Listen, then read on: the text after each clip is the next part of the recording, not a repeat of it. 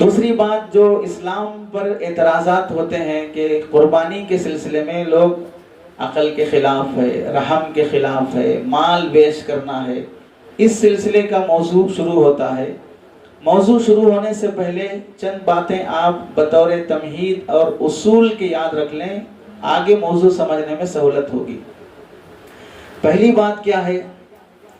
خدا تعالیٰ کو ماننے والی قومیں، کہ اللہ ہے بول کر تسلیم کرنے والی قومیں، کوئی اس بات کی قائل نہیں ہے کہ اللہ تعالیٰ ظالم ہے۔ سب یہی کہتے ہیں کہ اللہ رحیم ہے، رحمان ہے، کریم ہے، سب یہ تسلیم کرتے ہیں۔ جو خدا کو مانتے ہیں وہ خدا کو رحمان ہونا بھی مانتے ہیں، خدا کا رحیم ہونا بھی مانتے ہیں، خدا کو ظالم نہیں مانتے۔ یہ پہلا قاعدہ ہے۔ اس سے معلوم ہوا اللہ تعالیٰ ظالم نہیں ہے، اللہ رحمان ہے، مہربان ہے۔ دوسرا اصول یہ ہے، اللہ کے جو بھی احکامات ہیں ان احکامات میں بندہ حکم پورا کرنے کا مکلف ہے، حکم کی حکمت جاننے کا مکلف نہیں ہے۔ یہ حکم کیوں ہے، یہ بات کیوں ہے شریعت میں، یہ ایسا کیوں رکھا گیا، یہ جاننے کا بندہ مکلف نہیں ہے۔ کیوں مکلف نہیں ہے؟ اس کی وجہ یہ ہے کہ آپ کا ڈرائیور ہے، آپ کے گھر کا نوکر ہے، اسے آپ نے کار صاف کرنے کہا یا گیٹ اور صحن جھاڑو مارنے کہا، تو اس نے آپ سے پوچھا یہ ٹائم پہ کیوں کار صاف کرا رہے، ٹائم 12 بج رہے ہیں، 11 بج رہے ہیں، اب کیوں کار صاف کرا رہے ہو؟ تو آپ اسے وجہ بیان کریں گے، مجھے باہر نکلنا ہے۔ یہ ٹائم کیوں باہر نکل رہے ہو؟ فلاں کام سے جانا ہے۔ یہ کام کیوں کر رہے ہو؟ اگر تمہارا 10-15 ہزار کا نوکر تمہارے حکم پر حکم کی حکمت پوچھنا شروع کرے گا، لات مار کر اسے جاب سے نکال دیتے ہو، جبکہ اس نوکر کو تم نے پیدا نہیں کیا ہے، اس نوکر کو 15,000 پہ رکھا ہے، پیدا تو اسے بھی اللہ نے کیا ہے۔ تو اونر کے احکام اور آرڈرز کی ریزنز اور وجوہات اگر نوکر بھی پوچھے گا تو اسے پوچھنے کی اجازت نہیں ہے، اتنے کمزور تعلق کی وجہ سے کہ 15,000 کے لیے ہے، میرے کو سوال کر رہا ہے کیوں کر رہا ہوں، کیوں جا رہا ہوں، کیوں دھونا ہے، کیوں پوچھنا ہے۔ تو بندے اور اللہ کا تعلق اتنا مضبوط ہے کہ وہ خالق ہے، ہم مخلوق ہیں، وہ معبود ہے، ہم عابد ہیں، ہم تو بندے اور نوکر ہیں، غلام ہیں، اس کے حکم کی حکمتیں پوچھنے کا ہم کو کیا حق رہتا کہ یہ کیوں رکھا گیا، وہ کیوں رکھا گیا۔ تو اس سے معلوم ہوا کہ ہمارے لیے ضروری یہ ہے کہ ہم حکم کو پورا کریں، حکم کی وجہ جاننے کی ہم فکر نہ کریں۔ اسی سے یہ بھی سمجھ میں آیا کہ نماز پڑھنے کا حکم ہے، پڑھو بس، دعا کرنے کا حکم ہے، کرو بس۔ نہیں، نماز میں مزہ نہیں آ رہا میرے کو، تو کون بولا کہ مزے آنے کے لیے نماز پڑھنا ہے؟ وہ مزے کے لیے نماز پڑھنا ہے بول کے کون بولے؟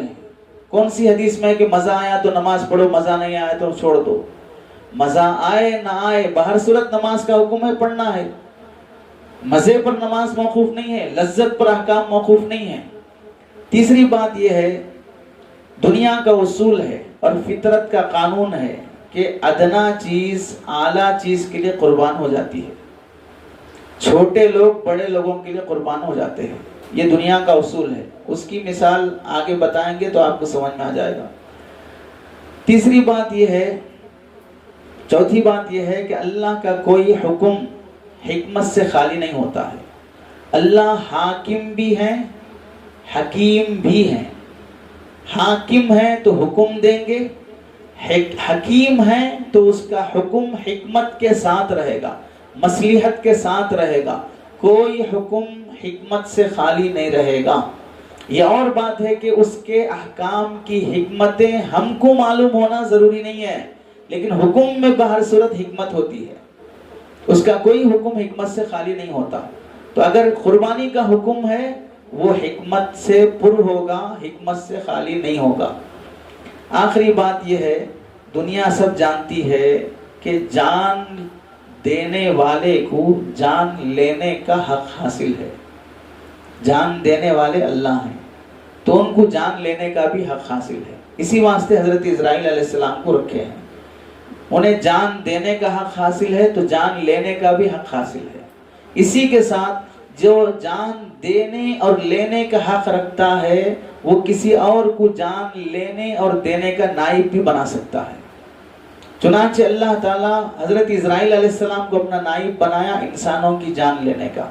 تو جیسے اللہ تعالیٰ انسانوں کی جان لینے کا حضرت اسرائیل علیہ السلام کو نائب بنائے، ویسا ہم تمام مسلمان بھی خلیفۃ اللہ فی الارض، اللہ کے نائب ہیں. قربانی کے سلسلے میں جانوروں کی جان لینے کا نائب اللہ نے مسلمان کو بنایا.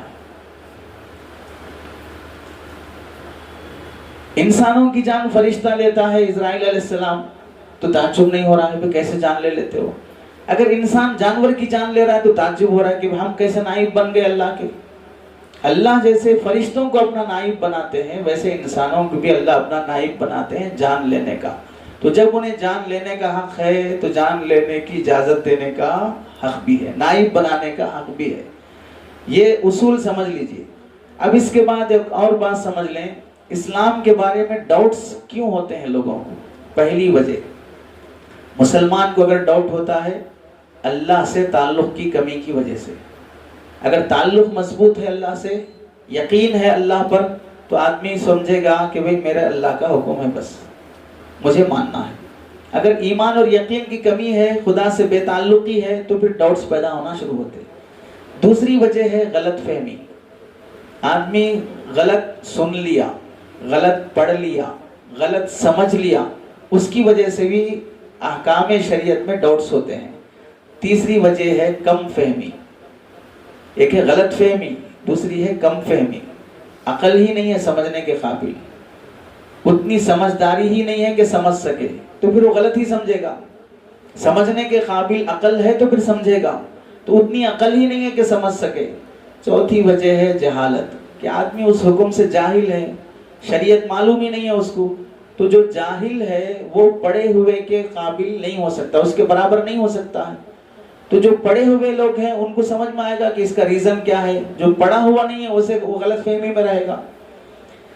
یہ وجوہات ہیں شبہات اور ڈاؤٹس پیدا ہونے کے اسلام میں. تو یہاں سمجھ لیجئے، دنیا میں جتنے لوگ بھی ایجوکیٹڈ فلاسفر، پڑھے لکھے لوگ اسلام کے بارے میں ڈاؤٹ کر رہے ہیں، یا تو وہ لوگ اللہ سے تعلق نہیں رکھتے، یا تو وہ لوگ غلط فہمی میں ہیں، یا کم فہمی میں ہیں، یا وہ اسلام کی تعلیمات کے بارے میں جاہل ہیں، تب جا کے وہ ڈاؤٹ کر رہے ہیں. ان چار وجوہات کے علاوہ کوئی وجہ ہو ہی نہیں سکتی ہے کہ آدمی اسلام کے بارے میں ڈاؤٹ کرے. لیکن عجیب بات یہ ہے کہ جو آدمی جاہل ہے اسلامی تعلیمات سے، جو آدمی کم عقل ہے، جو آدمی غلط فہمی میں ہے، جو آدمی اللہ سے تعلق نہیں رکھ رہا ہے، اس کو دنیا فلاسفر سمجھ رہی ہے، سائنٹسٹ سمجھ رہی ہے، پڑھا لکھا سمجھ رہی ہے، ایجوکیٹڈ سمجھ رہی ہے. اس آدمی کو جس کے اندر یہ کمزوریاں ہیں، ان کی وجہ سے پیدا کیے جانے والے ڈاؤٹس پر تعجب کر رہے ہیں کہ اسلام کے بارے میں ایسا ڈاؤٹس ویسا ڈاؤٹ. اور ایک بات یہاں پر یہ بھی جان لیں، احکام کی حکمتیں معلوم کرنے کے پیچھے اگر مسلمان پڑے گا تو خطرناک مرحلے پہ جا کے رکے گا. اس واسطے کہ ہر حکم کی حکمت معلوم کرتے جائیں گے تو کہاں تک حکمتیں بتائیں گے، کیونکہ حکمتیں بتانے کا بندے کو اللہ نے مکلف نہیں بنایا، اور حکمتوں پر کوئی قرآن اللہ نے نازل نہیں فرمائی. کہیں کہیں اللہ نے حکمتیں ذکر کی ہیں. اب مثال کے طور پر اسلام میں نماز کیوں رکھی گئی؟ تو آپ بولیں گے کہ بھئی اس واسطے کہ جب اللہ کا بندہ ہے، بندہ بولتے ہیں غلام کو، تو غلام کبھی غلام کے جیسا بن کے دکھے، تو اس واسطے رکھی گئی. تو ہاتھ باندھ کے کھڑا کر دیے، غلام ہے اس واسطے ہاتھ باندھ کے کھڑا، پھر جھکا دیے، رکوع میں جھک گیا، پھر اور لٹائے لٹ گیا، پھر زمین سر سے لگا دیے تاکہ دکھے کہ غلام ہے ہمارا، جو بولے وہ کرنا ہے. تو یہ تو ہو گیا، ٹھیک ہے. نماز غلامی کی ادائیگی کے واسطے رکھے ہیں. پھر 4 رکعت کیوں رکھے، 2 رکعت کیوں رکھے، جہر کیوں رکھے، سر کیوں رکھے، سبحان ربی العظیم رکوع میں ہی کیوں رکھے، سجدے میں کیوں نہیں رکھے، سبحان ربی الاعلیٰ سجدے میں ہی کیوں رکھے، رکوع میں کیوں نہ رکھے. ان سب کی حکمتیں بیان کریں گے تو کہاں تک بیان کریں گے؟ کیا بندہ ہونے کے بعد تم کو یہ اتھارٹی حاصل ہے کہ حکم کی حکمتیں پوچھتے جاؤ، یا سیدھے سیدھے نماز پڑھ کے نکلو؟ تو حکمتیں اگر بیان کرتے جائیں گے تو حکمت کی انتہا نہیں ہو سکتی. اور جو حکمتیں ریزنز بیان کرتے جائیں گے وہ اپنے خیالات سے اٹکل بھی ہو سکتے ہیں، مثال کے طور پر ایک موٹی مثال، اللہ نے خنزیر سور کو اللہ نے کیوں حرام کیا ہے؟ ہم یہ بولتے ہیں کہ اللہ حرام کیے بس حرام ہے، نہیں وجہ بولو، وجہ کی ضرورت نہیں ہے، بلا وجہ کے بھی ہم مانتے ہیں سور حرام ہے۔ اگر کوئی بولا نہیں ہم وجہ ہے تو مانیں گے، نہیں تو سور کھائیں گے، ٹھیک ہے کھاؤ، ہم کہاں منع کر رہے ہیں تو، لیکن ہم مانتے ہیں کہ وہ حرام ہے، وجہ ہو یا نہ ہو بہر صورت ہم اس کو حرام مانتے ہیں۔ اگر کوئی یہ وجہ بیان کرے گا نہیں اس واسطے، ایک وجہ یہ ہے کہ سور کے اندر بے حیائی ہے، اگر اس کا گوشت کھائیں گے تو انسان کے اندر بھی بے حیائی آ جائے گی، تو پھر دوسرا بولے گا کہ اب جتنے لوگ بے حیا ہیں سب سور کھا رہے ہیں، یعنی جو بغیر برقعے کے پہن پھر رہے ہیں، جو ناچ گانا کرتے ہیں، جو سیلیبریٹیز ہیں، سب بے حیائی کے کام کرتے ہیں، تو یہ سب سور کھا رہے ہیں۔ تو اب آپ کا ریزن ختم ہو جائے گا وہاں پر کہ نہیں کھا رہے ہیں پھر بھی بے حیا ہیں۔ تو اب دوسری بات یہ ہے کہ بھئی سور اس واسطے حرام ہے کہ وہ پہلے وہ غلاظت کھاتا ہے، گندگی کھاتا ہے، ظاہر سی بات ہے سور گندگی ہی کھاتا ہے، اس واسطے حرام ہے۔ تو اب اگر کوئی سائنٹسٹ ایسا کیے گا کہ نہیں ہم ایک ایسی سوروں کی نسل پالیں گے جو غلاظت نہیں کھائیں گے، وہ مندی کھائیں گے، بریانی کھائیں گے، گلاب جامن کھائیں گے، گوشت کھائیں گے، ایسا کھلا کر ہم ان سوروں کو پالیں گے، تو اب بتائیے وہ حلال ہے کہ حرام ہے؟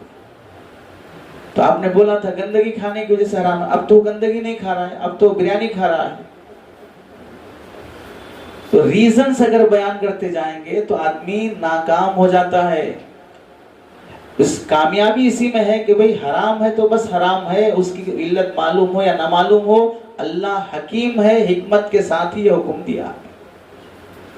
یہ ہم لوگوں کو ہونا چاہیے، اگر اللہ کے ایمان کی سلامتی چاہتے ہیں تو اللہ کے حکم پر یقین ہونا بس کافی ہے، حکمتیں جاننے کے آدمی کو فکر نہیں ہونا چاہیے۔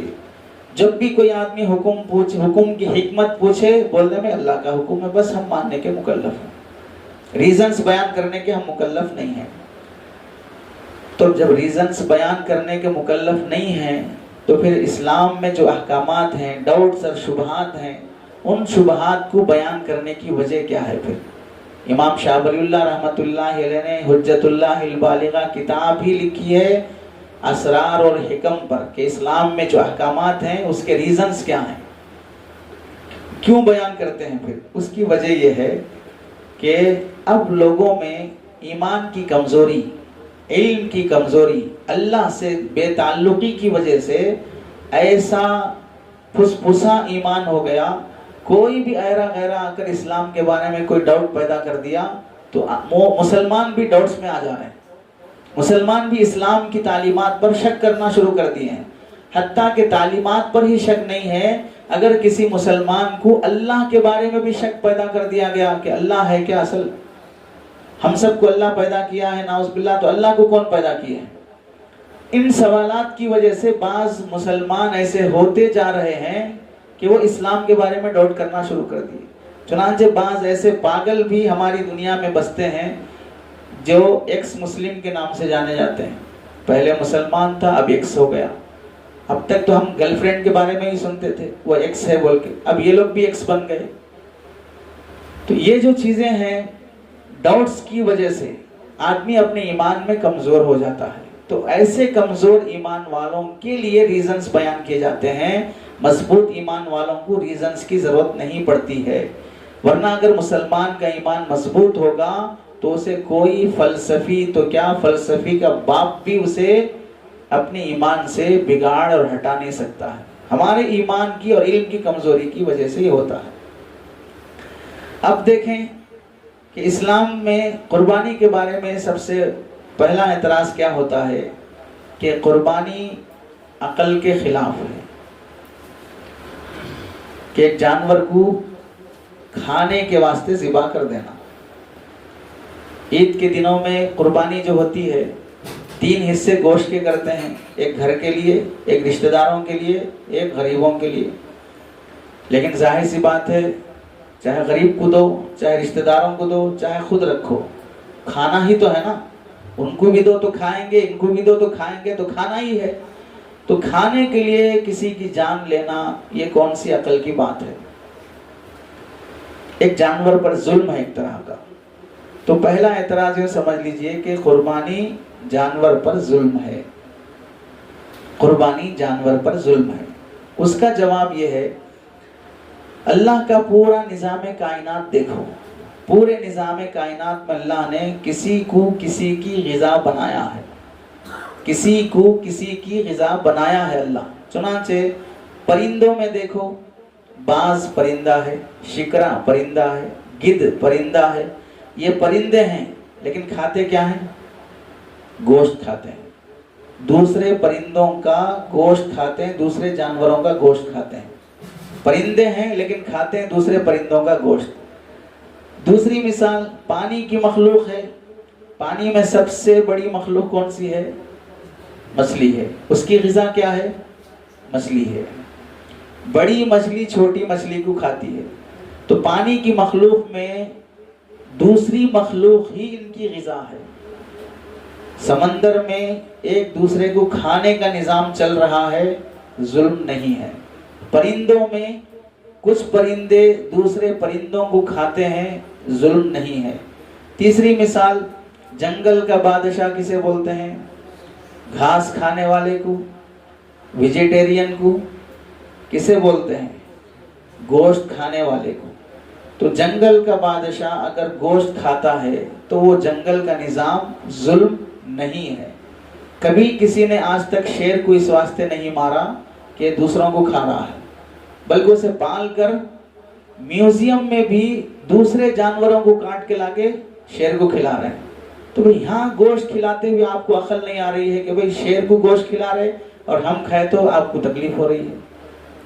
یعنی درندہ گوشت کھایا تو آپ کو عقل میں آ رہی بات، انسان اگر گوشت کھایا تو آپ کو پریشانی ہو رہی ہے کہ کیسے جانور کو ذبح کر دیتے. چوتھی مثال دوسری مخلوق میں بھی دیکھیں. مکڑی کی غذا مکھی ہے. آگ کے پروانے آگ کی وجہ سے جل جاتے ہیں. تو کیا کبھی کسی نے آگ جلانا بند کر دیا کہ اس سے چھوٹے چھوٹے پروانے مر جاتے ہیں؟ ایسے ہی انسان کے جسم میں اگر جوئیں پڑ جائیں علاج کراتا ہے. جوئیں پہ رحم کرو، کیوں علاج کرا رہے ہو؟ انہیں بھی جینے کا حق ہے. تمہارے بالوں میں رہنے دو. تو اسے کوئی ظلم تھوڑی کہے گا. انسان کی راحت کے لیے دوسری چیزیں فنا ہونا عقل کی بات ہے. ایسے ہی غور کریں، ملک الموت جان لینے والا فرشتہ، کس سے دوستی ہے اس کی، کس سے دشمنی ہے؟ بچہ، بوڑھا، جوان، عورت، مرد، بیمار، صحت مند، کسی کو نہیں دیکھتا، سب کی جان لے رہا ہے. تو ان کو کیا فائدہ ہے جان لینے میں؟ لیکن دنیا کا نظام ایسے چلتے آ رہا ہے تو کسی کو تعجب نہیں ہے ملک الموت کے جان لینے پر، کیونکہ نظام چلتے آ رہا ہے. بالکل اسی طرح انسان جانوروں کو ذبح کرنے کا نظام حضرت آدم علیہ السلام سے چلتے آ رہا ہے. کوئی تعجب کی بات نہیں ہے. جو کم عقل ہیں انہیں یہ بات تعجب کی دکھ رہی ہے. آدم علیہ السلام سے کیسے چلتے آ رہا ہے؟ آدم علیہ السلام کے 2 بیٹوں میں جب جھگڑا ہو گیا نکاح کے سلسلے میں کہ اس لڑکی سے کون شادی کرے گا، تو دونوں نے اللہ کے سامنے قربانی پیش کی.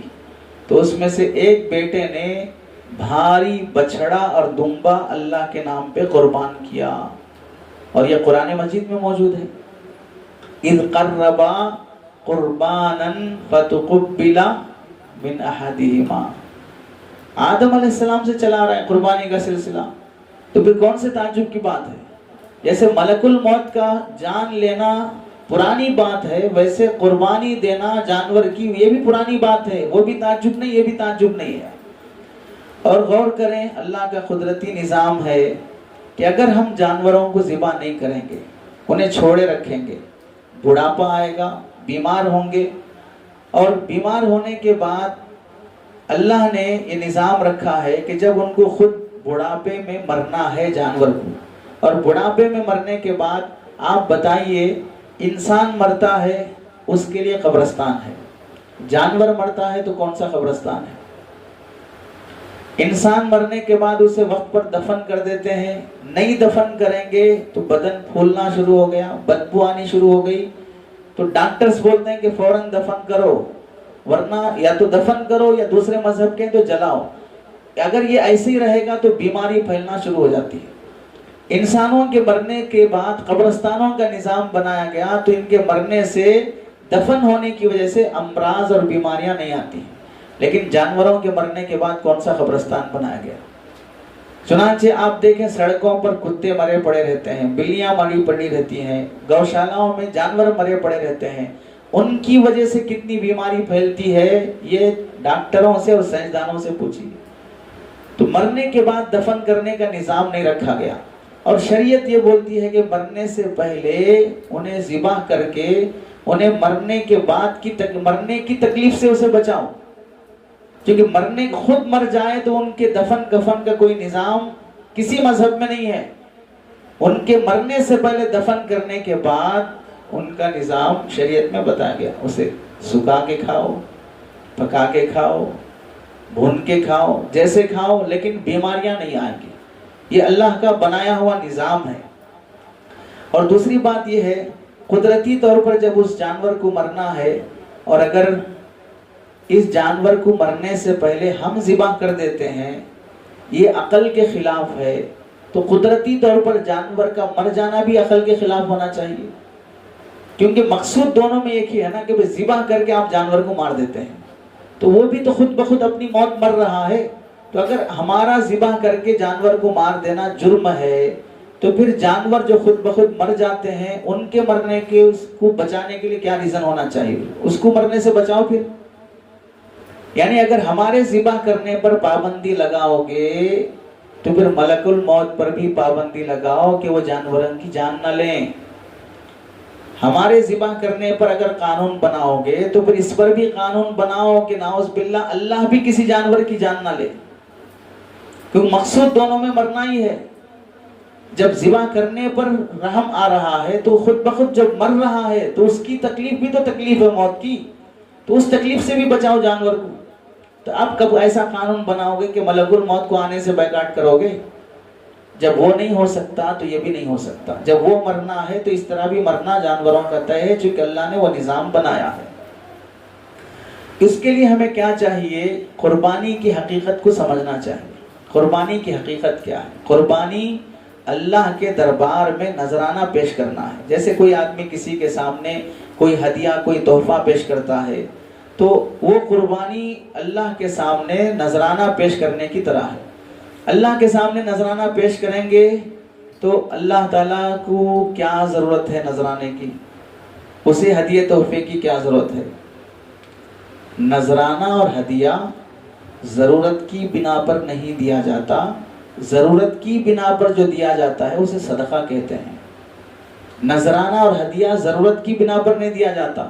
مثال کے طور پر آپ اپنے داماد کو ہدیہ دے رہے ہیں، کیوں؟ اس واسطے کہ میرا داماد بھکاری ہے۔ داماد کو لوگ گاڑی دیتے ہیں، کیوں دیتے ہیں؟ بھکاری ہے۔ ہدیے دیے جاتے ہیں محبت کی بنا پر، ہدیے محتاجگی کی بنا پر نہیں دیے جاتے ہیں۔ تو قربانی اللہ کے دربار میں ہدیہ ہے، اور ہدیے کا کی بنیاد محبت ہوتی ہے۔ اللہ سے محبت ہے تو قربانی پیش کرو، نذرانہ پیش کرو۔ نذرانے مختلف طرح کے ہوتے ہیں۔ اسلام میں نذرانہ کیا ہے کہ اللہ کے لیے، اللہ کی خوشنودی کے لیے آدمی قربانی دے، منت مانے، صدقہ دے، کچھ بھی کرے، اللہ کی بارگاہ میں ہدیہ پیش کرے۔ قربانی مذہبی لحاظ سے، ثقافتی لحاظ سے بھی قربانی ہوتی ہے۔ مثال کے طور پر کلچر ہے کہ شادی کے موقع پہ لوگ گفٹ دیتے ہیں۔ یہ جو گفٹ دینا ہے، ہدیہ تحفہ دینا ہے، شادیوں کے موقع پر، ولیمے کے موقع پر، نکاح کے موقع پر، ان سب کو بولتے ہیں نذرانہ، گفٹ، تحفہ۔ یہ ثقافتی نذرانہ ہے۔ ادبی نذرانہ کیا ہے؟ جب کبھی شعراء کی محفل لگتی ہے تو کبھی کبھار شاعر کہتا ہے کہ فلاں کی خدمت میں یہ شعر پیش کر رہا ہوں، تو یہ جو شعر پیش کر رہا ہے یہ نذرانہ ہے، جس میں اس آدمی کا احترام اور اکرام مقصود ہے۔ آپ کے نام یہ میں شعر پیش کر رہا ہوں، یہ ادبی دنیا میں جانا جاتا ہے۔ اس سے مقصود کیا ہوتا ہے؟ مقصود یہ ہے، پہلی چیز روحانی سکون۔ جسے ہم ہدیہ دیتے ہیں وہ قبول کر لیتا ہے تو ہمارے دل کو سکون ملتا ہے۔ اب اسے اگر ہم عام مثال سے بتائیں، جو لڑکے لڑکیاں محبت کرتے ہیں آپس میں ناجائز طریقے سے، اور اگر لڑکا اپنی لڑکی کو جو ناجائز طریقے سے محبت کر رہا ہے اس کی کوئی مانگ پوری کر دے، وہ بھی خوش یہ بھی خوش، دونوں کو سکون مل رہا ہے۔ شادی کے بعد بیوی نے مطالبہ کیا، شوہر نے وہ مطالبہ پورا کر دیا، بیوی کو بھی سکون ملا، شوہر کو بھی سکون ملا، ورنہ بے چین زندگی رہے گی۔ مطالبہ پورا نہیں کیے شادی کے بعد بے چین زندگی جینا پڑے گا۔ تو نذرانے کے بعد آدمی کو سکون ملتا ہے۔ نذرانے سے مقصود اللہ کی رضا ہے کہ جس سے پیش کیا جا رہا ہے وہ خوش ہو جائے۔ محبوب کو جب ہدیہ دیا جاتا ہے تو محبوب کو خوش کرنا مقصود ہوتا ہے، تو اللہ کی خوشنودی بندے کو مقصود ہے۔ تیسری چیز ہے ثواب کمانا۔ تو اللہ کی دربار میں جب بندہ قربانی پیش کرتا ہے تو ثواب مقصود ہوتا ہے، اور اللہ ثواب دیتے بھی ہیں۔ تو نذرانہ پیش کرنا قربانی کی حقیقت ہے۔ جب نذرانہ پیش کرنا قربانی کی حقیقت سمجھ میں آ گیا کہ ہدیہ تحفہ پیش کر رہے ہیں، تو آپ بتائیے جس کی جو حیثیت ہے اپنی حیثیت کے حساب سے ہدیہ پیش کرے گا، جس کو ہدیہ پیش کر رہا ہے اس کی بھی حیثیت دیکھے گا۔ تو آدمی کی اگر معمولی حیثیت ہے تو معمولی ہدیہ، بڑی حیثیت ہے تو بڑا ہدیہ، جس کو پیش کر رہا ہے وہ بڑی ذات ہے تو وہ اس کو اس کے حساب سے ہدیہ۔ اب مثال کے طور پر امریکہ کا صدر انڈیا آیا، یہاں ایک ہفتے کے لیے وزٹ کیا، پورا گجرات آپ نے تہس نہس کر دیا اس کے خاطر، پورے غریبوں کے جھوپڑیوں پہ بلڈر چلا دیا۔ اب اس کے بعد جب وہ جانے لگا تو آپ نے اسے بہت بڑا ایوارڈ دیا، لاکھوں کا اسے تحفہ پیش کیا۔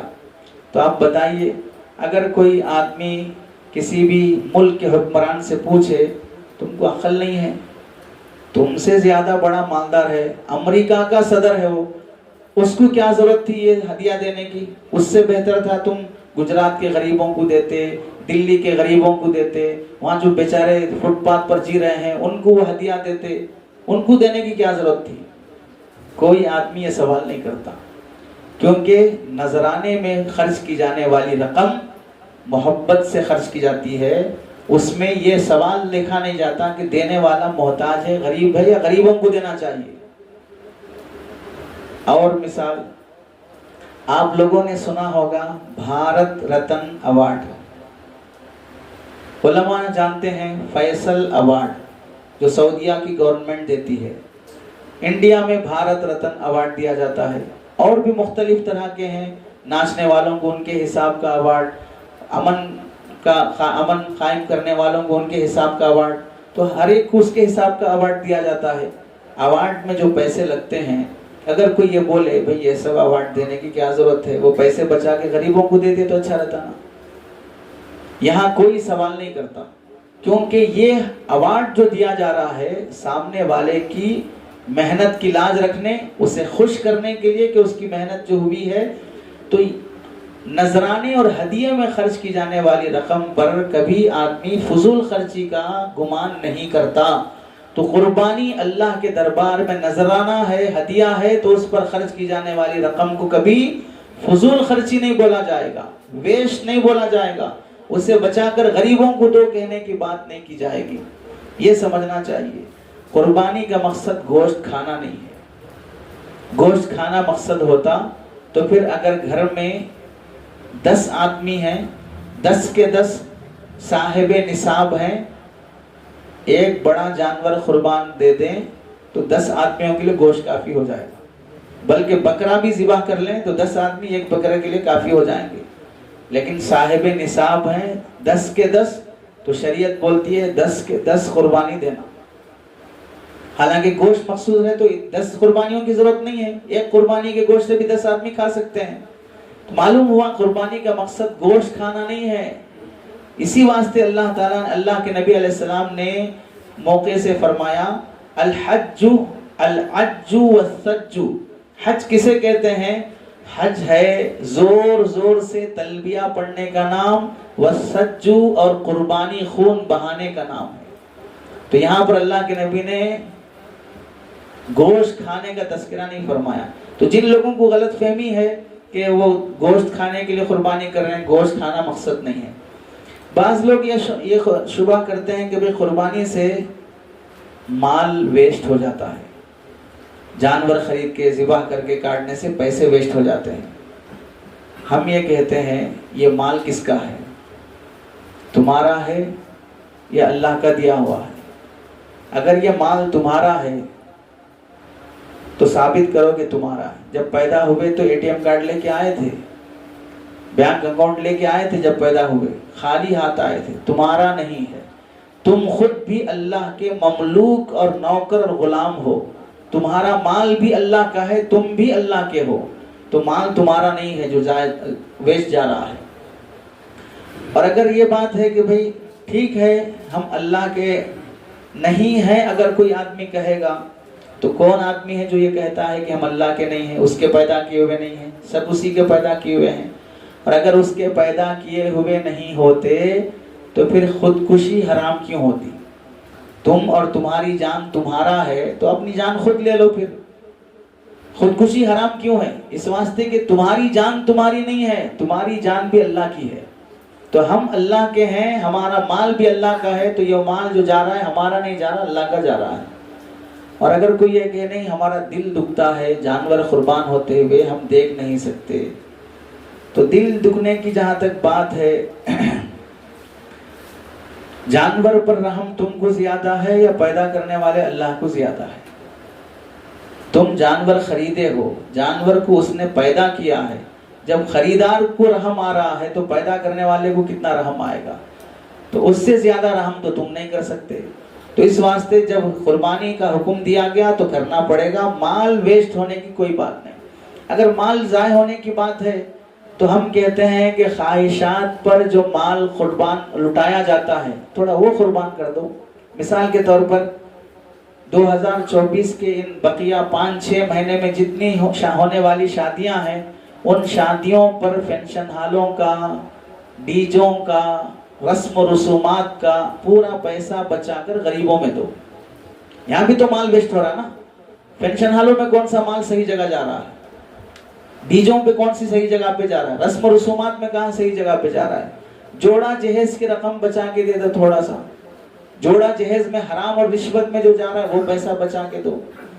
تیسری بات، جو لوگ سرکاری ملازم ہیں، پرائیویٹ جاب کرنے والے ہیں، بزنس کرنے والے ہیں یا مزدور ہیں، یہ سب اپنی انکم 1.5 لاکھ، 2.5 لاکھ، 3 لاکھ، 4.5 لاکھ بھی سیلری ہے لوگوں کی، 7 لاکھ منتھلی سیلری ہے لوگوں کی۔ تو اس 7 لاکھ سیلری سے تم جو پیسہ اڑا رہے ہو، کون سی صحیح جگہ پہ اڑا رہے ہو؟ 17,000 کما کے بھی گھر چل رہا ہے، تم 7 لاکھ کما کے کیا کر رہے ہو؟ تو وہ پیسہ جو تمہاری سیلری کا آ رہا ہے وہ تھوڑا اللہ کے راستے میں دو، غریبوں کی مدد میں دو۔ تو مال ویسٹ کرنے کی جو بات ہے وہ ان خواہشات کو قربان کیا جائے۔ مہنگی گاڑیاں خریدتے ہو، رہنے کے لیے چھوٹی سی جھوپڑی بھی کافی ہے، ایک فلیٹ ڈبل بیڈ روم کا بنا کے رکھ لو، بس باقی سارا پیسہ خرچ کر دو۔ ملگیاں خرید کر رکھنا، بلڈنگ بنا کر رکھنا، ان سب پہ کیا ضرورت ہے؟ تو مال ضائع ہونے کی جو بات ہے، اللہ کے نبی نے یہاں تک فرمایا بدترین مال وہ ہے میری امت کا جو گارے مٹی پہ لگتا ہے۔ تو پھر وہ مال بچا کے دینا چاہیے۔ قربانی کا مال بچانے کی فکر ہے، اور مال بچانا ہی ہے تو ہر ملک میں اس ملک کی آزادی کا دن، اس ملک کا قومی دن منایا جاتا ہے۔ جیسے ہمارے ملک میں 15 اگست، 26 جنوری، اس پہ پیسہ خرچ نہیں ہوتا ہے۔ راج بھون کے لیے اور لال قلعے پر آ کر محترم خطاب کرنے کے لیے جو تیاریاں کرنا ہے، اس کے لیے کتنے لاکھوں روپے پیسے خرچ ہوتے ہیں۔ تو قومی دن قربان کیجئے، 26 اگست منانا چھوڑ دیجئے، 26 جنوری چھوڑ دیجئے، 15 اگست کے خرچے چھوڑ دیجئے، وہ پیسہ بچا کے غریبوں کو دیجئے۔ تو ان چیزوں میں آدمی قربانی کرنے تیار نہیں ہوتا، کیوں؟ اس واسطے کہ ہماری آزادی کا دن ہے۔ وہ دن منا کر ہم اپنی قربانی کو یاد تازہ رکھنا چاہتے ہیں۔ فریڈم فائٹرز کی قربانیاں ہم یاد رکھنا چاہتے ہیں۔ جیسے ہم اور آپ کے لیے فریڈم فائٹرز کی قربانی یاد رکھنے کے لیے وہ دن منایا جانا ہے، ویسے ہی اسلام میں جو سب سے بڑے فریڈم فائٹرز گزرے ہیں، حضرت ابراہیم علیہ السلام، اپنے نفس سے لڑا انہوں نے، اپنے آپ کو قربان کیا، ان کی یاد تازہ رکھنے کے لیے بھی یہ دن منایا جانا چاہیے جس میں بندہ اللہ کے نام پر جانور قربان کرے۔ جیسے یہ فائٹرز ہوتے ہیں، ہیرو کہلاتے ہیں، اسلام کے بھی یہ ہیرو کہلاتے ہیں جن کی یاد تازہ رکھنا امت کے لیے ضروری ہے۔ رہی یہ بات، ایک دن ایک اشکال یہ بھی کیا جاتا ہے کہ قربانی رحم کے خلاف ہے، قربانی رحم کے خلاف ہے کہ مسلمان بڑے سنگدل ہوتے ہیں، زندہ جانور پر چاقو چلاتے ہوئے ان کو رحم نہیں آتا ہے، بلا وجہ کے بے انصاف کے جانور پر ذبح کر دیتے ہیں۔ تو ان لوگوں سے ایک سوال یہ ہے جو قربانی کو رحم کے خلاف سمجھتے ہیں، مطلق رحم، مطلق قربانی رحم کے خلاف ہے یا خاص قربانی رحم کے خلاف ہے؟ یعنی جانور کو کاٹنا ہی رحم کے خلاف ہے یا جانور کو تکلیف دینے والا کوئی بھی کام ہو یہ رحم کے خلاف ہے؟ تو ظاہر سی بات ہے اگر جانور کو کاٹنا ہی رحم کے خلاف ہے، باقی سب ہو سکتا تو اس کی دلیل پیش کرو کہ کاٹنا رحم کے خلاف ہے، باقی سب کر سکتے ہیں، باقی سب بھی رحم کے خلاف ہونا چاہیے۔ جب سب رحم کے خلاف ہے تو پھر بتائیے بیلوں کے ذریعے سے، جانوروں کے ذریعے سے کھیتوں میں ہل چلاتے ہیں تو کون سا بیل راضی ہوگا کہ میرے اوپر بوجھ رکھ کر کھیت میں ہل چلاؤ؟ اسے بھی آرام سے رکھو، وی آئی پی بنا کے رکھو اسے۔ جیسے بہت سے لوگ بیل کو کپڑے پہنا کر، مالا پہنا کر، دکان لا کر اس کے نام پہ خیرات مانگتے ہیں کہ ان کے اندر کوئی بھگوان آ گیا ہے، اور وہ بیل جو کپڑے پہن کر ہے، مالا اوڑھ کر ہے، وہ دکان کے پاس آتا ہے تو لوگ اس کی پوجا کرتے ہیں۔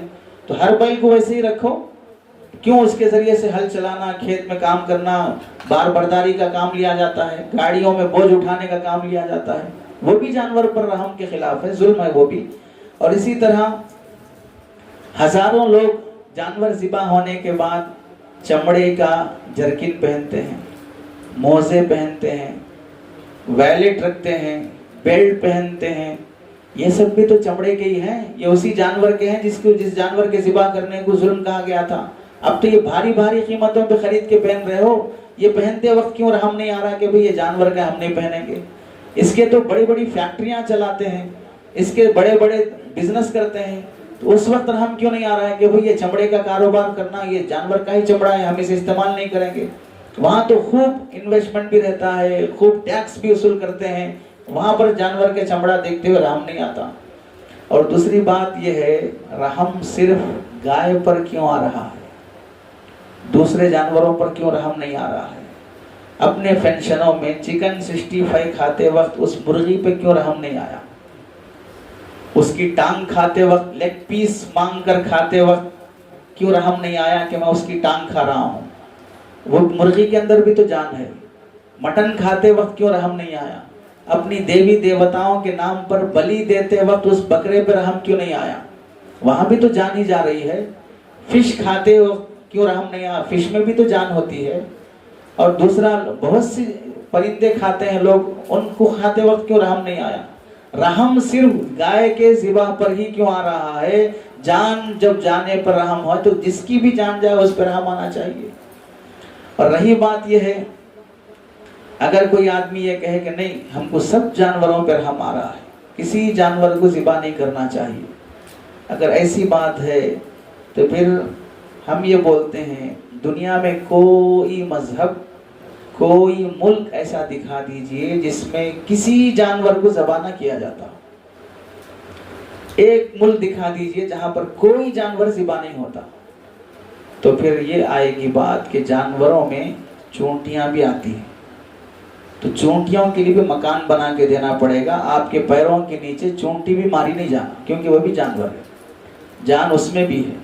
مچھر مارنے کی بیاٹ نہیں بنانا، کیونکہ اس میں بھی جانور ہے، جان ہے اس میں بھی۔ کٹمل نہیں مارنا، اس میں بھی جان ہے۔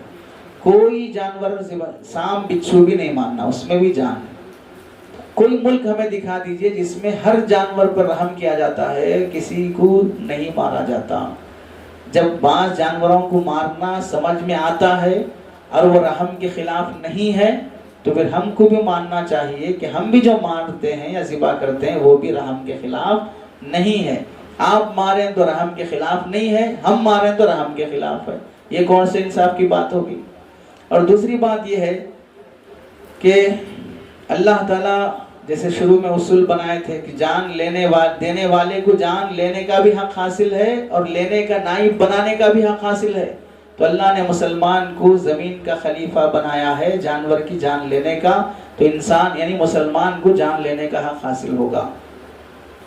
قربانی رحم کے خلاف نہیں ہے، اس کی دلیل کیا ہے؟ دلیل یہ ہے، جانور اپنی موت جب مرتا ہے تو اسے بہت تکلیف ہوتی ہے، جیسے انسان خود اپنی موت مرتا ہے تو اسے بہت تکلیف ہوتی ہے۔ اتنی تکلیف ہوتی ہے، کتابوں میں لکھا ہے کہ حضرت نوح علیہ السلام کے بیٹوں میں سے ایک بیٹے حام، سام، یافس، ان 3 بیٹوں میں سے ایک بیٹے کا انتقال ہونے کے بعد ہزاروں سال کے بعد حضرت عیسیٰ علیہ السلام ایک بیٹے کی قبر پر جا کر قم باذن اللہ کہہ کر اسے اٹھایا تو دیکھا کہ اس کے داڑھی اور سر کے بال سفید ہو گئے تھے۔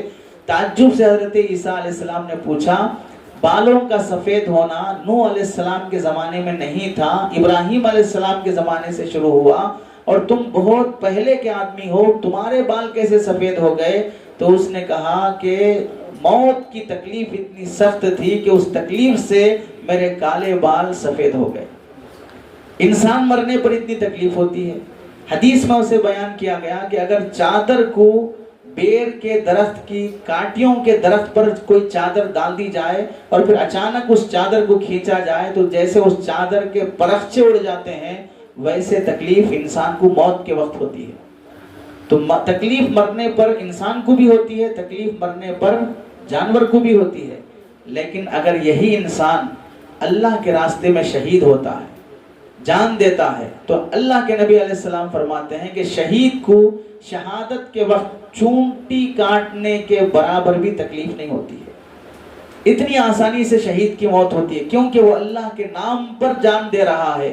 ایسے ہی جیسے انسان کو بھی اللہ کے نام پہ جان دے گا تو تکلیف نہیں ہوتی، جانور بھی جب اللہ کے نام پر کٹتا ہے تو اسے بھی تکلیف نہیں ہوتی۔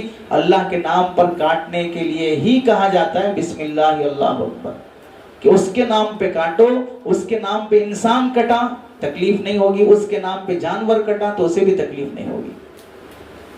چنانچہ انسان اللہ کے لیے جب قربان ہوتا ہے، شہید ہونے کے بعد پھر اسے حدیث میں اللہ کے نبی نے فرمایا جنت سے واپس آنے کی تمنا کوئی نہیں کرے گا سوائے شہید کے، کیونکہ اللہ کے راستے میں مرنے کا وہ مزہ آتا ہے۔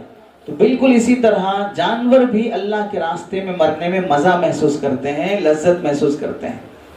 جانور مرنے میں اللہ لذت محسوس کرتے ہیں تو پھر پکڑ پکڑ کے کھینچ کھینچ کے لانے کی ضرورت کیا ہے؟ بول دیے تو خود آ کے شرافت سے سو جانا چاہیے۔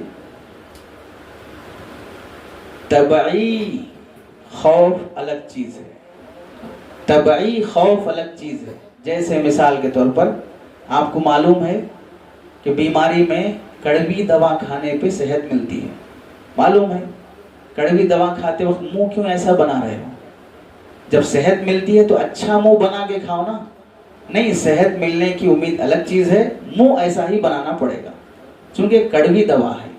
تو کڑواہٹ جو ہے اس کے اثر کی وجہ سے منہ ایسا بنتا ہے، باقی ہمیں یقین ہے دوا کے اثر پر کہ وہ اثر کرتی ہے۔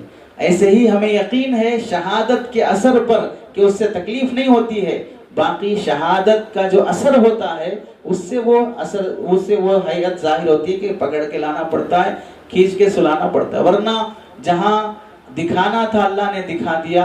نبی کریم صلی اللہ علیہ وسلم حجۃ الوداع کے موقع پر جب اونٹ ذبح کرنے کے لیے آئے تھے، اس موقع پر اونٹ ایک دوسرے سے سبقت کر رہے تھے کہ میں پہلے ذبح ہو جاؤں، میں پہلے ذبح ہو جاؤں۔ وہاں اونٹوں سے دکھ کے آ رہا تھا کیونکہ ذبح ہونا اللہ کے نبی کے ہاتھ سے تھا، اللہ کے نام پہ تھا، تو اللہ کے نام پہ رسول اللہ ذبح کر رہا ہے تو اونٹ کا شوق بھی دکھ کے آیا۔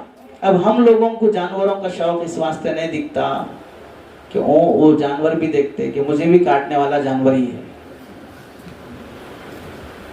ہمارے اعمال بھی ویسے ہی ہیں، ہماری حرکتیں بھی ویسی ہیں، تو وہ شوق نہیں دکھاتا ہے، ورنہ ذبح کرنے والا ہاتھ رسول اللہ کا ہوتا تو آج کا جانور بھی شوق دکھاتا۔ اسی کو شروع میں کہا گیا تھا کہ انبیاء کی قربانی سونے کی طرح تھی اور ہم لوگوں کی قربانی پتھر کی طرح ہے، اللہ پھر بھی اجر سونے کا دیتا ہے۔ تو ہر کام میں رحم مطلوب ہے، لیکن رحم میں اعتدال ضروری ہے۔ اعتدال اگر نہیں رہے گا تو مثال کے طور پر سانپ بھی مت مارو، بچھو بھی مت مارو، زہریلے جانور مت مارو، نہیں ماریں گے تو کیا ہوگا؟ پھر گھر کے چوہے بھی نہیں مارنا، پھر چچندری بھی نہیں مارنا، گھوس بھی نہیں مارنا جو گھروں میں آتی ہے، کیونکہ سب میں جان ہے۔ تو چوہوں کی دوا کیوں بنا رہے ہو؟ چوہے پکڑنے کا جال کیوں بنا رہے ہو؟ مچھلیاں پکڑنے کا جال کیوں بنا رہے ہو؟ فش کا اتنا بڑا کاروبار کیوں کرے؟ سب میں جان موجود ہے۔ معلوم ہوا کہ رحم ہر جگہ مطلوب نہیں ہے، رحم میں اعتدال مطلوب ہے، کہ جہاں مارنا ہے وہاں مارا جائے گا، جہاں نہیں مارنا ہے وہاں نہیں مارا جائے گا۔ چنانچہ جہاں شریعت کا حکم ہے نہیں مارنا ہے، ہم نہیں مارتے ہیں۔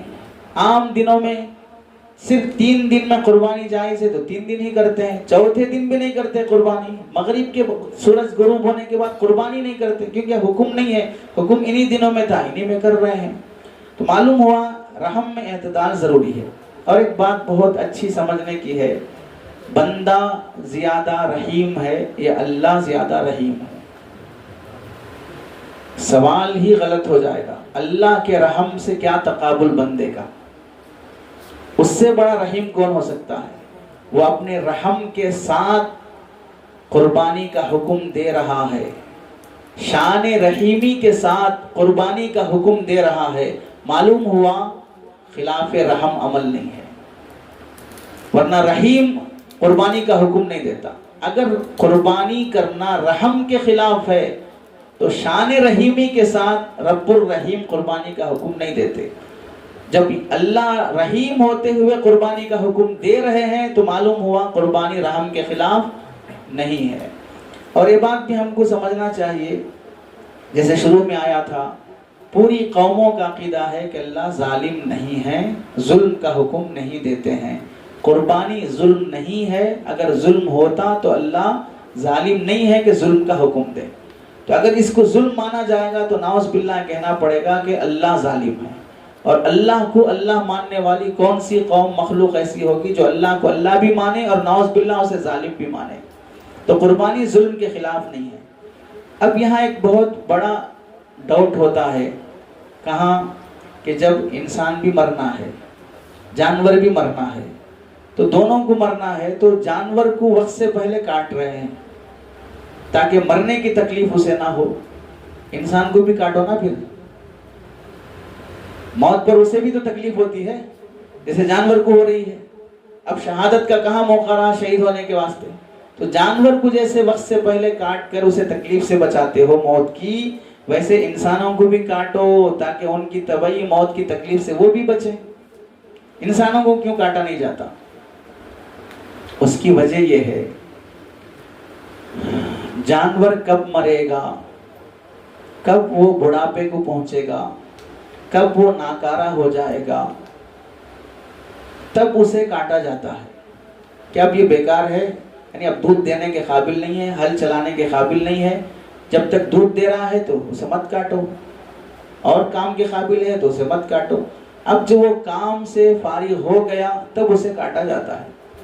انسانوں میں آپ کس کے بارے میں یہ امید لگائیں کہ اب یہ انسان بیکار ہے، اب اسے کاٹ دینا چاہیے؟ کس کے بارے میں بول سکتے؟ حتیٰ کہ پیشنٹ ہاسپٹل میں ہونے کے بعد بھی نا امیدی، ٹائم ہو گیا اب ہم کچھ بھی نہیں بول سکتے، بولنے والا ڈاکٹر مر گیا، پیشنٹ اٹھ کے بیٹھ گیا، ایسے بھی ہوئے ہیں۔ تو آپ نا امیدی کی بات انسان کے بارے میں کب کر سکتے؟ نہیں ہو سکتی ہم سے نا امیدی کی بات۔ تو پھر انتظار کرنا پڑے گا کہ انسان کو کب کاٹا جائے، وقت سے پہلے نہیں کاٹ سکتے۔ تو جانور کے بارے میں بھی انتظار کرو نا، وقت سے پہلے اسے کہیں کاٹ دے رہے ہیں۔ انسان کے بارے میں جیسا انتظار کرتے ہو ویسے جانور کے بارے میں بھی انتظار کرو، نہیں کر سکتے۔ کیوں نہیں کر سکتے؟ اس واسطے کہ انسان اور جانور میں فرق ہے۔ فرق کیا ہے؟ انسان مقصود کائنات ہے اور جانور ضرورت کائنات ہے۔ انسان بنایا گیا ہے کائنات کی خاطر اور جانور بنائے گئے ہیں انسانوں کی خاطر۔ تو انسان مقصود ہے، جانور ضرورت ہے۔ ضرورت اور مقصد میں فرق ہوتا ہے۔ تو ضرورت کو قربان کیا جائے گا، مقصد کو قربان نہیں کیا جائے گا۔ اللہ نے پوری دنیا کو بنایا ہی ہے انسان کے لیے، تو انسان کو ذبح کر دیں گے تو دنیا کیا باقی رہے گی؟ جانوروں کو بنایا اللہ تعالیٰ نے انسان کے لیے، تو یہ فرق ہے انسان اور جانور میں، اس واسطے جانور کو ذبح کیا جائے گا، انسان کو ذبح نہیں کیا جائے گا۔ اور دوسری بات یہ ہے، جو لوگ مسلمانوں کو بولتے ہیں کہ بھئی یہ رحم کے خلاف ہے، ہم ان سے پوچھتے ہیں جانور پہ ظلم کرنا رحم کے خلاف ہے، انسان پہ ظلم کرنا رحم کے خلاف نہیں ہے، تو موب لنچنگ کیوں کیے؟ پھر دنگے فسادات کیوں کیے؟ پھر کتنے مسجدوں کو، کتنے مسلمانوں کو بلا قصور کے جیلوں میں ڈال دیے؟ جانور پہ ظلم کرنا رحم کے خلاف ہے، تو انسانوں پہ ظلم کرنا کتنا رحم کے خلاف ہے؟ تو جانور کے لیے قانون بن سکتا ہے تو انسان کے لیے کیوں نہیں بن رہا ہے؟ جانور پہ ذبح کرتے ہوئے رحم آ رہا ہے تو انسانوں کو ظالمانہ طریقے سے مارتے ہوئے کیوں رحم کی بات نہیں کی جاتی ہے؟ تو معلوم ہوا یہ رحم کی بات کرنے والے رحیم نہیں ہیں، رام رحیم ہیں، ظالم قسم کے لوگ ہیں جنہیں رحم کی بات آ رہی ہے۔ اور دوسری بات یہ ہے، حضرت تھانوی فرماتے ہیں بزدلی کا نام رحم نہیں ہے، شجاعت کا نام سنگدلی نہیں ہے، جسے یہ لوگ رحم کہتے ہیں وہ بزدلی ہے، اور جسے یہ لوگ سنگدلی کہتے ہیں وہ شجاعت ہے۔ جانور ذبح کرنا جو سنگدلی اور ظلم کہہ رہے ہیں، یہ سنگدلی نہیں ہے، یہ شجاعت ہے، دل میں رحم ہوتے ہوئے ہم ذبح کر رہے ہیں، اور یہ ذبح نہیں کرنے کی جو بات کر رہے ہیں یہ بزدل ہیں، اس واسطے ذبح نہیں کر رہے ہیں۔ اگر کوئی آدمی رحم کا نام بزدلی رکھ دے، بزدلی کا نام رحم رکھ دے تو اسے کیا کرنا ہے؟ رحم اور چیز ہے، بزدلی اور چیز ہے۔ اور دوسری بات ہے کہ مسلمانوں کو رحم کرنا سکھایا گیا ہے، تبھی جا کر اللہ کے نبی نے فرمایا کہ جانور کے اوپر کھڑے ہونے کی حالت میں سواری مت کرو، جانور کھڑا ہے مت بیٹھو، اتر جاؤ، جانور کو وقت پہ چارہ دو، جانور کو دھوپ میں مت رکھو، جانور کو ذبح کرتے وقت ایک جانور کے سامنے دوسرے کو ذبح مت کرو، من اور کن چاقو سے ذبح مت کرو۔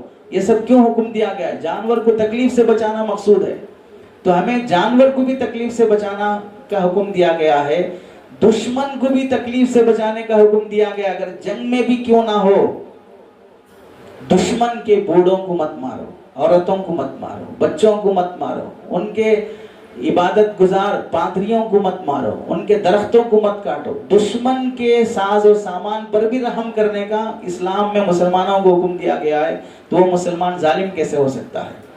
مسلمانوں کو رحم کی تعلیم شروع سے دی گئی ہے، اور رحم کی دو قسمیں ہیں، رحم عقل مندی کے ساتھ، رحم بے وقوفی کے ساتھ۔ مثال اس کی کیا ہے؟ بچہ اسکول جانے سے رو رہا ہے، نہیں میں امی کے ساتھ رہوں گا، گھر میں رہوں گا، اب ماں کہہ رہی کہ نہیں ٹھیک ہے بچہ رو رہا رہنے دو، باپ 2 تھپڑ لگا کر اسکول بھیج رہا ہے۔ اب بتائیے دونوں میں رحم کس میں ہے؟ جو پیار محبت سے گھر میں روک رہی ہے وہ ماں، اس میں رحم ہے، یا تھپڑ لگا کر اسکول لے جا رہا ہے اس باپ میں رحم ہے؟ عقل ہے تو پھر کہے گا باپ میں رحم ہے، بیوقوفی ہے تو کہے گا ماں میں رحم ہے، کیونکہ ماں پریزنٹ دیکھ رہی ہے، باپ فیوچر دیکھ رہا ہے، اور سب سے بڑا رحم وہ ہے جو فیوچر دیکھ کے کیا جائے، اور سب سے زیادہ فیوچر دیکھنے والی ذات اللہ کی ہے، وہ انجام دیکھ کر فیصلہ کرتے ہیں، تو اس میں سب سے زیادہ رحم ہے۔ اب جن لوگوں کو دکھ رہا ہے کہ اب کاٹا جا رہا ہے، اب خون بہ رہا ہے، اب جانور تڑپ رہا ہے، یہ ماں والا رحم ہے، اور جو کہہ رہے ہیں اسے کٹنے دو تاکہ اس کا فیوچر بہت خطرناک ہے، مرے گا اپنی موت، سڑے گا، بیماریاں آئیں گی، کوئی قبرستان نہیں بنائے گا اس کے لیے، اس وقت انسانوں کو بھی تکلیف، اس کو بھی تکلیف ہوگی۔ اللہ نے جانور کو بنایا تھا انسان کی خدمت کے لیے، اگر نہیں کاٹو گے تم خادم بنو گے، یہ مخدوم بنے گا، یہ خادم تھا، نہیں کاٹو گے تو تم خادم بنو گے، یہ مخدوم بنے گا، اب اس کی سیوا تم کرتے رہنا پڑے گا، تم اس کی حفاظت، تم اس کا علاج معالجہ، اور لوگ اس کو بھی بڑا کارنامہ سمجھ رہے ہیں، گوشالہ کھول کے اس کی صاف صفائی، اس کی خدمت، اس کی فلاں۔ اللہ کے بندوں انہیں چھوڑو گے تو یہ اپنا جینا خود جانتے ہیں اور یہ دوسرے کی خدمت کرنا بھی جانتے ہیں۔ تو انسان اپنی عقل مندی کے ساتھ اپنی شان خادمیت، یعنی جانور کی شان خادمیت اور انسان کی شان مخدومیت باقی رکھنا ہے تو پھر اسے ذبح کرنا پڑے گا۔ نہیں کرو گے تو اس کی مثال ایسی ہوگی کہ گاڑی اچھی ہے تو تم اس پہ بیٹھ کے جاؤ گے، خراب ہو گئی تو وہ تمہارے اوپر بیٹھے گی، اب ٹھیل ٹھیل کے لے جانا پڑے گا. اب گاڑی تم پہ سوار ہو گئی ہے تو جانور یہ ہے کہ وہ تمہاری خدمت کرے، تم اس کی خدمت کرنے کے لیے نہیں پیدا کیے گئے ہو. اور بہت سی اور چیزیں ہیں رحم کے خلاف ہونے کی، کہ مسلمان کے اندر رحم ہے، جانور کو ذبح کرنا رحم کے خلاف نہیں ہے. اور ایک بات یہ بھی سمجھ لیں، رحم پر عمل کرنا ہے یا حکم پر عمل کرنا ہے؟ رحم پر عمل کرنا ہے یا حکم پر عمل کرنا ہے؟ دل کہہ رہا ہے کہ جانور کو نہ کاٹیں، رحم کریں، اللہ کا حکم کہہ رہا ہے کہ کاٹو. تو مسلمان اس بات کا مکلف ہے کہ ہم حکم پر عمل کریں، رحم پر عمل نہ کریں. اور حکم پر عمل کرنا بھی رحم ہے، بے رحمی نہیں ہے، ظلم نہیں ہے. جیسے مثال کے طور پر مشہور واقعہ ہے کہ محمود نے ایاز سے کہا تھا، جب اس سے نفرت اور حسد کیا جانے لگا کہ محمود کیوں ایاز کو زیادہ عہدہ دیتے ہیں، پیار کرتے ہیں اور اسے عزت دیتے ہیں، تو بھری محفل میں محمود نے بہت بڑا قیمتی ہیرا لا کر وزیروں سے کہا کہ اس کو توڑو. تو سب وزراء نے کہا کہ نہیں بہت قیمتی ہے، اسے کیسے توڑا جا سکتا ہے. ایاز کی جب باری آئی تو ہتھوڑا اڑایا، ایک مار میں چکنا چور کر دیا. سب نے تانے دیے کہ اتنا قیمتی ہیرا توڑ دیا. تو ایاز نے جواب دیا، ایک طرف ہیرا تھا، دوسری طرف آقا کا حکم تھا، یا ہیرا توڑتا یا حکم توڑتا. مجھے خیال آیا ایسے 100 ہیرے قربان آقا کے حکم کے سامنے. ہیرا ٹوٹ جائے لیکن حکم نہ ٹوٹے. ایسے ہیرے حکمران بادشاہ اور لا دے گا لیکن حکم ٹوٹ گیا تو یہ ہیرا رکھ کے بھی کوئی فائدہ نہیں. اب اس ایاز کو ہتھوڑا چلاتے ہوئے دل میں ہیرے کی اہمیت تھی لیکن حکم کے مقابلے میں نہیں تھی. حکم کے مقابلے میں نہیں تھی، حکم کے سامنے قربان ہونا پڑے گا. جیسے مثال کے طور پر آپ میں سے کتنے لوگ ہیں جانتے ہیں ملٹری میں حصہ لینا؟ ملٹری میں حصہ لینے کا رزلٹ کیا ہے؟ کبھی بھی جنگ ہو سکتی، کبھی بھی جان جا سکتی. اب جو ملٹری میں حصہ لے کر شہید ہوتے ہیں تو انہیں سیلیبریٹی کی طرح سلوٹ کر کے ان کے جنازے کو بھی قانونی طور پر بڑے اعزاز کے ساتھ لیا جاتا ہے. کیوں صاحب؟ دیش کے لیے جان دیا ہے. تو جان دینا ہر جگہ ظلم نہیں ہے، جان دینا شان ہے. تبھی آپ ملٹری میں حصہ لیے اور ملٹری میں جان دینے کے بعد اسے سلیوٹ کیا اور اسے عزت دے رہے ہیں. تو جیسے ملک کے حکمران کا حکم مان کر بارڈر پہ جان دینا عزت کے قابل ہے، پورے عالم کے حکمران کا حکم مان کر جانور کا جان دینا بھی عزت کی بات ہے. اسی واسطے عام جانوروں کی شان نہیں ہے، قربانی کے جانور کی شان ہے. عام جانوروں کے ذبح کرنے پہ فضیلت نہیں ہے، قربانی کے جانور ذبح ہونے پہ فضیلت ہے. آپ نے قصے سنے ہیں حضرت خنسا رضی اللہ تعالیٰ عنہ کے، دیگر خواتین کے بیٹے اللہ کے راستے میں شہید ہو گئے. ماں خوش ہو رہی ہے کہ میرا بیٹا قربان ہو گیا. اس ماں سے پوچھو تمہیں اپنے بیٹے سے محبت نہیں ہے؟ اولاد پہ رحم نہیں ہے؟ بیٹا شہید ہونے پہ خوش ہو رہی ہو؟ رحم ہے، کوئی ماں رحم سے خالی نہیں ہوتی، لیکن شہادت کے مقابلے میں بیٹے کی جان کوئی اہمیت نہیں رکھتی ہے. ویسے اللہ کے نام پہ جو شہید ہونے والے بیٹے پر ماں رحم کے ساتھ خوش ہوتی ہے، ایسے ہی جانور جو ذبح ہوتا ہے، ذبح کرتے ہوئے انسان مسلمان رحم کے ساتھ روتے ہوئے اس جانور کو اللہ کے حکم پر قربان کرتا ہے. چنانچہ ہمارے اکابرین میں حضرت شیخ الہند رحمت اللہ علیہ گزرے ہیں. وہ 1 سال سے جانور پالتے، اتنا لاڑ پیار سے پالتے، ان کی پکار پر وہ جانور آ جاتا. ان کے ساتھ دارالعلوم دیوبند میں پڑھنے کے لیے جب وہ گھر سے نکلتے تو وہ جانور بھی، بچڑا بھی، دارالحدیث تک، کلاس روم تک آ کر وہ کلاس روم کے سامنے بیٹھا رہتا. حضرت کلاس پڑھا کر جب اٹھ کے جاتے تو یہ بھی ساتھ میں آتا. اتنا مانوس ہو گیا وہ جانور. پھر جب قربانی کے دن آتے، اتنا موٹا تازہ مانوس جانور، اسے روتے ہوئے شیخ الہند رحمۃ اللہ علیہ ذبح کرتے. محبت بھی ہے لیکن اللہ کے حکم کے سامنے قربانی بھی کرنا ہے. تو قربانی رحم کے خلاف نہیں ہے، عین رحم کے مطابق ہے. یہ قربانی پر اعتراض کرنے والے لوگوں کے لیے جواب تھا. اور بھی جو اعتراضات ہوتے ہیں اسی طرح کے دیگر احکامات پر بھی، پردے پر اعتراض ہوتا ہے، سود پر اعتراض ہوتا ہے، اور جہاد کی آیتوں پر اعتراض ہوتا ہے، میراث پر اعتراض ہوتا ہے، طلاق پر اعتراض ہوتا ہے. اس طرح کے اعتراضات کے ابھی جوابات آگے کی محفلوں میں رکھا جائے گا۔ اللہ سے دعا ہے کہ اللہ تعالی ہم سب کو اسلامی احکام پر سمجھ، اعتماد اور یقین نصیب فرمائے، ہمارے ایمان کو مضبوط فرمائے، لوگوں کے شکوک اور شبہات سے ہمارے ایمان کو محفوظ رکھے۔ آمین وآخر دعوانا الحمدللہ رب العالمین۔